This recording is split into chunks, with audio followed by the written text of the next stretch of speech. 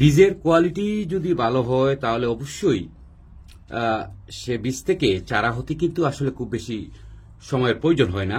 আমি যদি এখানে একটু আপনাদেরকে দেখাই, এই যে পুরো জায়গাটা জুড়ে দেখতেছেন, এখানে হচ্ছে লাই পাতা, অনেক পপুলার দেশে কিংবা বিদেশে আমাদের সবার কাছে কিন্তু এই লাই পাতাটা অনেক বেশি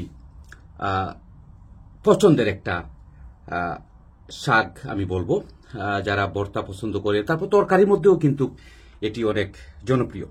তো যাই হোক, যে মূল কথায় যেটা বলছিলাম যে শীত প্রধান দেশে আমরা অনেকেই এই শখের লাই পাতা রোপণ করি আমাদের বাগানে। তো এখানে যে চারাগুলো দেখতেছেন যেগুলো হয়েছে, এই সবগুলো কিন্তু আমার নিজের বাগানের থেকে আমি যে বীজ সংগ্রহ করেছিলাম, সেই বীজ আমি এখানে প্রায় 4 দিন আগে রোপণ করেছিলাম। তো আপনারা যদি দেখেন একটু, যে এই যে 4 দিন পরেই কিন্তু আমার এই বীজগুলো জার্মিনেট হয়েছে, আর এখন অনেকগুলো হচ্ছে। আমি যতগুলো বীজ এখানে ফেলছিলাম, আমার কাছে মনে হয় যে মাত্র কয়েকটা বীজ হয়তো নষ্ট হলে হতে পারে, আর বাকি সবগুলোই কিন্তু জার্মিনেট হয়েছে, চারা হয়েছে বা গাছ হয়েছে, যাই বলি আমরা। তো এটি কিন্তু খুব উন্নত মানের একটা লাই পাতা। যে যারা নিয়মিত আমার ভিডিও দেখেন আপনারা জানেন যে আমার লাইয়ের পাতাগুলো অনেক বড় হয়ে থাকে। এটি কিন্তু বাংলাদেশের কোনো ভ্যারাইটি না, এটি জাপানিজ একটি ভ্যারাইটি, এবং এটি কিন্তু অসম্ভব সুগন্ধি, অর্থাৎ অনেক ফ্লেভার যেটাকে বলে। আপনি যখন ভর্তা করবেন তখন অনেক বেশি ফ্লেভার পাওয়া যায় এই পাতা থেকে। আর এটি কিন্তু 12 মাস আমার বাগানে থাকে। আমি সবসময় কিন্তু এই লাই পাতা হারভেস্ট করে থাকি। তো এখানে যে বীজগুলো দেখতেছেন আমি রোপণ করেছিলাম, এগুলো কিন্তু আমার বিলেতের বাগান বাড়ি ইবে শপে পাওয়া যাচ্ছে। আর এখানে আমি কিছু বীজ রোপণ করেছিলাম। তো এখানে আসলে গাছ বড় হওয়ার পর আমি কোনো গাছ এখানে রাখবো না, কেননা এখানে আমি অন্য কিছু রোপণ করব যখন সামার আসবে। তো তার আগে আমি সবগুলো পাতা হারভেস্ট করব না, আমি পুরোপুরি গাছটাই এখান থেকে তুলে ফেলবো। তো এরকম ভালো মানের লাইয়ের বীজ যদি আপনারা রোপণ করেন, তাহলে দেখবেন যে আপনার 12 মাস আপনার বাগানে লাইয়ের গাছ থাকবে, এবং যখন খুশি তখনই আপনার পাতা 2-1টা হারভেস্ট করতে পারবেন। এমনকি প্রচন্ড শীতের মধ্যে, তুষারপাতের মধ্যেও কিন্তু এই গাছগুলো নষ্ট হয় না। আমি আপনাদেরকে দেখাবো, আমি আমার যে বড় যে গাছগুলো গত বছরে, চিন্তা করেন গত বছর যখন সামার গার্ডেনিং করি তখন কিন্তু এই গাছগুলো ছিল, এখনো আছে, আজকের দিন পর্যন্ত আছে। তো আজকে মার্চ মাসের যতটুকু সম্ভব 22 তারিখ হবে। তো আজকে আপনাদেরকে দেখালাম যে ভালো মানের বীজের গুণটা কেমন, সেটাই আপনি যে কোনো সবজি হোক, যেহেতু প্রবাসী আমরা খুব অল্প দিনের সামার গার্ডেনিং করি, তো সেখানে যদি ভালো মানের বীজ হয় তাহলে দেখবেন যে অল্প দিনেই আপনি কিন্তু আপনার কাঙ্ক্ষিত ফসল পাচ্ছেন।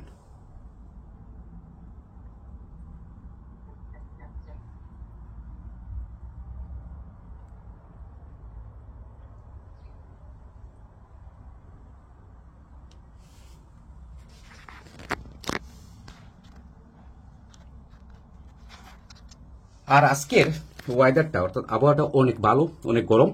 তো এরকম যদি মাঝে মধ্যে, অর্থাৎ প্রতি সপ্তাহে যদি 2 থেকে 3 দিন পাওয়া যায়, তাহলে দেখবেন যে এই যে লাইয়ের পাতার যে গাছগুলো, এগুলো খুব দ্রুত বড় হয়ে যাবে, এবং সেটি অবশ্যই আপনাদের সাথে শেয়ার করব।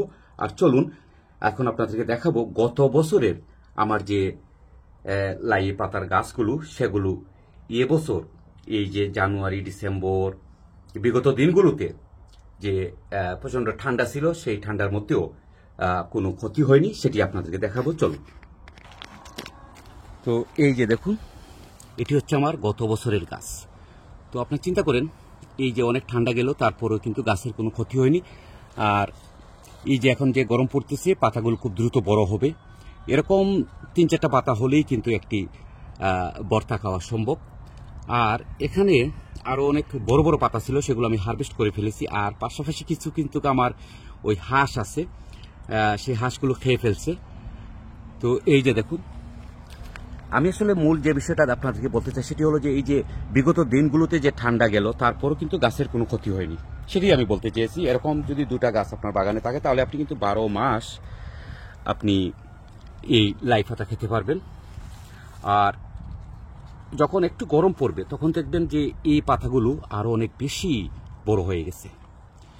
তো সব ধরনের লাই গাছ কিন্তু এই শীত প্রধান দেশে হয় না, কয়েকটা ভ্যারাইটি রয়েছে, তার মধ্যে এই ভ্যারাইটিটি হচ্ছে সবচেয়ে ভালো ভ্যারাইটি, যেটি শীত সহনশীল, ঠান্ডার সময়ও কিন্তু এটি মরে না।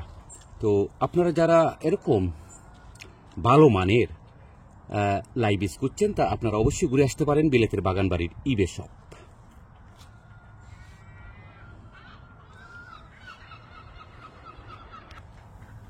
এই যে এখানে আরো একটা গাছ, এই যে দেখুন কত সুন্দর।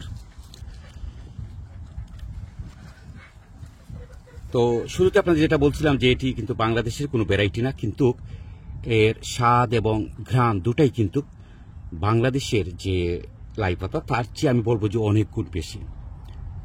তো সম্মানিত ভিউয়াররা, আজকে এ পর্যন্তই। বিলেতের বাগানবাড়ির পরবর্তী ভিডিও দেখার আমন্ত্রণ জানিয়ে বিদায় নিচ্ছি। আপনারা সবাই ভালো থাকুন, আপনাদের সবার জন্য শুভকামনা রইল।